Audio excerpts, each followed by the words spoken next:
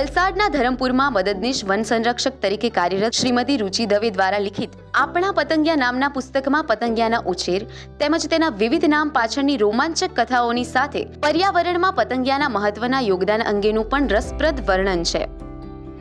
દરેક પતંગિયાની પોતાની એક અલગ દુનિયા છે અને એની દરેકની કંઈક અલગ રસપ્રદ વસ્તુઓ પણ અમને જાણવા મળી. તો આ બધી જ વસ્તુઓ પહોંચાડવાના માધ્યમ તરીકે અમે ગુજરાતીમાં આપણા પતંગિયા છે એ લખ્યું. સ્ટેચ્યુ ઓફ યુનિટી ખાતે નિર્મિત ઔષધીય વનસ્પતિ ઉદ્યાન અને આરોગ્ય વનના નિર્માણમાં તેમની મહત્વપૂર્ણ ભૂમિકાને જોતા તત્કાલીન રાષ્ટ્રપતિ શ્રી રામનાથ કોવિંદે રાષ્ટ્રપતિ ભવનમાં આ પ્રકારના પ્રકલ્પ માટેની ઈચ્છા દર્શાવી હતી. જે બાદ રાષ્ટ્રપતિ ભવન ખાતે આરોગ્ય વનમનું નિર્માણ તેમના માર્ગદર્શન હેઠળ કરવામાં આવ્યું. તત્કાલીન રાષ્ટ્રપતિ સાહેબે એમને જ્યારે એવું થયું કે ભાઈ આ થીમ ઉપર એ જે ગાર્ડન છે એવું રાષ્ટ્રપતિ ભવનમાં પણ થાય, ત્યારે ગુજરાત સરકાર દ્વારા એ જવાબદારી મને સોંપવામાં આવી હતી.